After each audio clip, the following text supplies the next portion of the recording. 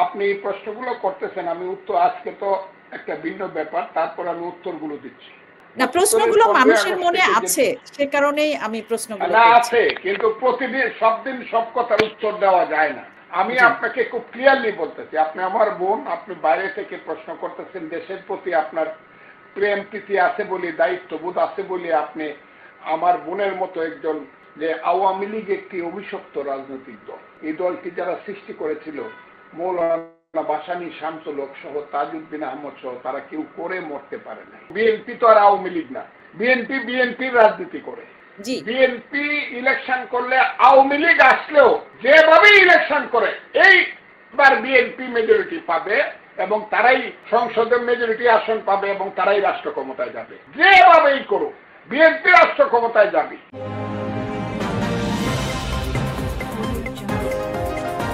প্রিয় দর্শক, যে যেখানে আছেন আশা করি ভালো আছেন, সুস্থ আছেন, নিরাপদে আছেন। আজ ৩রা নভেম্বর, বাঙালি জাতির জীবনে এক কলঙ্কিত অধ্যায় শুধু নয়, এক নির্মম নিষ্ঠুর দিবস, যেটা হচ্ছে জেল হত্যা দিবস। আমরা জানি ১৯৭৫ সালের ৩রা নভেম্বর বাংলাদেশের সূর্য সন্তান, ৪ জন সূর্য সন্তান যারা বাংলাদেশের জন্মের ইতিহাসের সাথে জড়িত, জন্মের অগ্রভাগে ছিলেন। প্রধানমন্ত্রী তাজউদ্দিন আহমেদ, যিনি হচ্ছেন বাংলাদেশের স্বাধীনতা যুদ্ধের সময় বাংলাদেশের প্রবাসী সরকারের নেতৃত্ব দিয়েছেন নজরুল ইসলাম, এবং এই নিষ্ঠুর দিনটির প্রতি আমরা ঘৃণা জানাই। আজকে আমার একজন বিশিষ্ট অতিথি আছেন, যিনি বীর মুক্তিযোদ্ধা অ্যাডভোকেট ফজলুর রহমান। গণতন্ত্রের পথে উত্তরণ, সেই দিকে আপনারা যাচ্ছেন, কিন্তু আমরা দেখলাম যে পত্রপত্রিকায় যে তারেক রহমান এই যে প্রার্থী ঘোষণার দিন উনি একটা আশঙ্কা প্রকাশ করেছেন যে গণতন্ত্র বিরোধী কোনো শক্তি চক্রান্ত করছে ক্ষমতা দখলের জন্য এবং নির্বাচনটা না হওয়ার জন্য, এবং উনি আক্ষেপ করেই বলেছেন, এটা কি আদৌ আমরা আসলে নির্বাচনের দিকে যাচ্ছি? তারেক রহমান সাহেব যে কথাটা বলছে আর আমি যে কথাটা বলছি, এর মধ্যে কিন্তু ডিফারেন্স, কোনো পার্থক্য নাই। কারণ আমরা গণতন্ত্রের দিকে যাচ্ছি, কিন্তু চক্রান্ত আছে। আমি তো বললাম তাদের পার্সেন্টেজ অফ ভোট যারা সারা বাংলাদেশ আজকে দখল করে রেখেছে প্রশাসনে, অর্থনীতিতে, কাজে তারা ইলেকশনে যেতে চাচ্ছে না, কিন্তু প্রশাসন আজকে তাদের দখলে, সরকার তাদের দখলে। একটা নির্বাচন করা রিয়েলি এটা শঙ্কার ব্যাপার। আমি প্রতিদিন বলি নিশ্চিতভাবে একটা জাতীয় সংসদ নির্বাচন হওয়া দরকার। আপনারা বলছেন যে যাদের ক্ষমতা বা যারা ক্ষমতায় আছে প্রচ্ছন্নভাবে, আমি জানি নিশ্চিতভাবে আপনি বাংলাদেশ জামাতে ইসলাম বা ওই দলগুলোর কথা বলছেন, কে এই 15 মাস পরের এই যে দূরত্ব এবং এই যে বিষয়টা, এটা কেমনে? ক্ষমতা বড় কঠিন জিনিস। সেই যে ভোটের এবং গণতন্ত্রের একটা আকাঙ্ক্ষা, সেই আকাঙ্ক্ষা থেকে, এবং মানুষ যে দেখতেছিল যে অত্যাচারের যে স্টিম রুলার চলছে, অর্থনীতি যেভাবে লুণ্ঠন হচ্ছিল, আমরা কিন্তু এ নিয়ে 15 বছর যাবৎ বিএনপির নেতৃত্বে গণতান্ত্রিক শক্তি আমরা ফাইট করছিলাম। শেখ হাসিনা গেলে একটা ভোট হবে, সেই ভোটের মাধ্যমে জনগণ রায় দিবে কারা দেশ চালাবে। গণতন্ত্রের একটা প্রক্রিয়া শুরু হবে, যেখানে গণতন্ত্রের ট্রেনটা রেল লাইনে উঠবে। আমাদের মুক্তিযোদ্ধাদের কৃপায় তারা এখন পর্যন্ত বেঁচে আছে।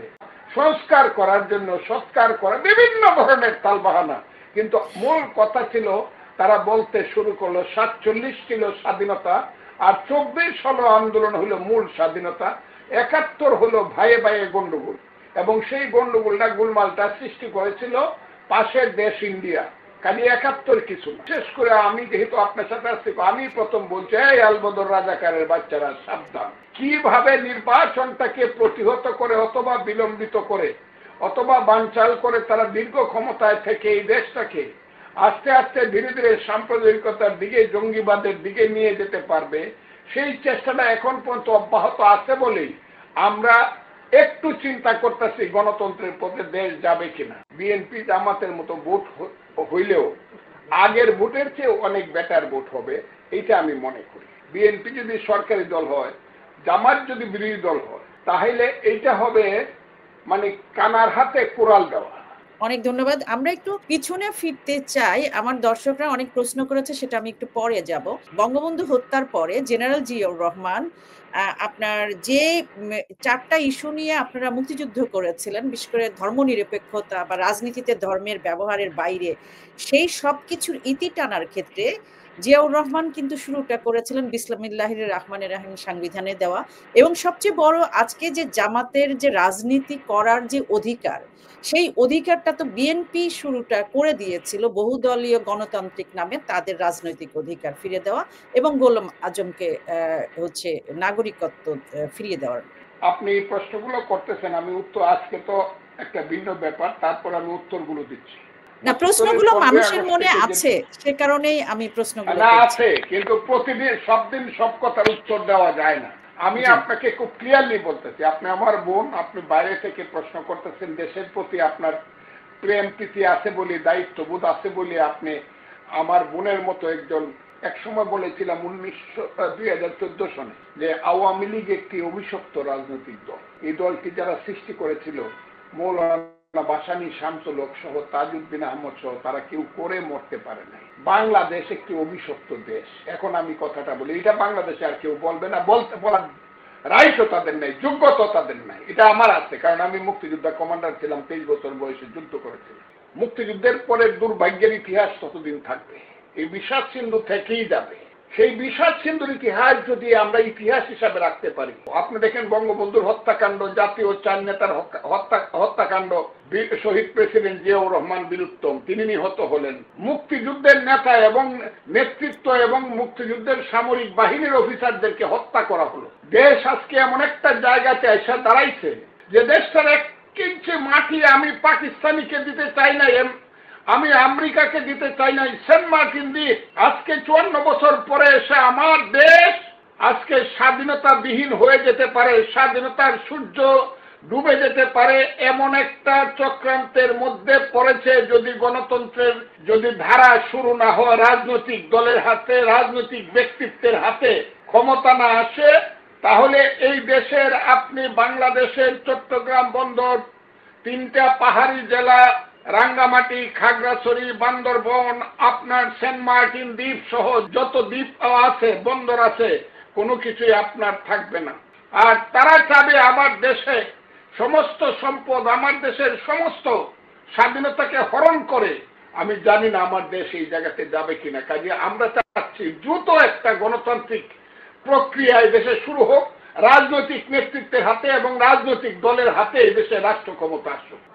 যারা 71-এর পক্ষে আছেন তারা একসাথে দাঁড়ান, যারা 71-এর বিরুদ্ধে আছেন, বাংলাদেশ মানেন না, পূর্ব পাকিস্তান মানেন, কারণ 71 না থাকলে তো এটা বাংলাদেশ না, এটা পাকিস্তান, পাকিস্তানের অংশ পূর্ব পাকিস্তান। আপনি যে এতগুলো নাম বললেন, যে এতগুলো সেনা অফিসার যারা মুক্তিযুদ্ধের পক্ষের ছিল, তারা বিভিন্নভাবে হত্যার শিকার হয়েছে বা তাদেরকে মেরে ফেলা হয়েছে। দুটো প্রশ্ন, একটা হচ্ছে জিয়াউর রহমান, তার প্রতি অভিযোগ আছে অনেক মুক্তিযোদ্ধাকে হত্যা বা হচ্ছে কোর্ট মার্শালের নামে হত্যা করার। মুক্তিযুদ্ধ বিরোধী শক্তিকে ক্ষমতায় নিয়ে আসার ক্ষেত্রে তার যে অবদান, শাহ আজিজুর রহমানকে উনি প্রধানমন্ত্রী করেছিলেন। এই কথাটা আমি উত্তর আপনাকে এইভাবে দিব না, আপনাকে এইভাবে দিব। বিএনপি তো আর আওয়ামী লীগ না, বিএনপির রাজনীতি করে। জি, বিএনপি ইলেকশন করলে, আওয়ামী লীগ আসলেও যেভাবে ইলেকশন করে, এইবার বিএনপি মেজরিটি পাবে এবং তারাই সংসদের মেজরিটি আসন পাবে এবং তারাই রাষ্ট্র ক্ষমতায় যাবে। যেভাবেই করুক বিএনপি রাষ্ট্র ক্ষমতায় যাবে, আল্লাহর রহমত। এই কথাটা আমি বলে ওকে, আমরা দেখা যাক ভোটের মাঠে কি হয়। তাহলে আওয়ামী লীগকে তো আপনারা আসতে দিতে আপনাদের সমস্যা নাই, রাইট? আমাদের সমস্যা নাই, মানে আমাদের দলের সিদ্ধান্তটা আপনারা জানেন, আপনিও জানেন, কাজে এটা আমি এককভাবে এটার কোনো উত্তর দিতে চাই না। জি, জি, আবারও ভালো থাকবেন। ধন্যবাদ। অনেক দর্শক অনেক রকম প্রশ্ন করেছেন। সব প্রশ্নের উত্তর দেওয়ার সময় হলো না, বিশেষ করে নেটওয়ার্কের কারণে। কিন্তু আমার মনে হয় দর্শকরা ডক্টর অ্যাডভোকেট ফজলুর রহমানের কাছে একটু নতুন ধরনের আলোচনাটা পেলেন। উনি যেভাবে ভাবেন যে বাংলাদেশ মুক্তিযোদ্ধাদের হাতে থাকা উচিত, আজকে বাংলাদেশে বিএনপি যেমন একটা জনপ্রিয় দল, তেমনি ভাবে আওয়ামী লীগও 40% বা তারও বেশি দেখা যাচ্ছে। সেইখানে কিভাবে এটাকে আসলে স্বাধীন একটা গণতন্ত্রের উৎসব হবে, সেটাও একটা প্রশ্নের বিষয়। সবাই ভালো থাকবেন, সুস্থ থাকবেন, নিরাপদে থাকবেন।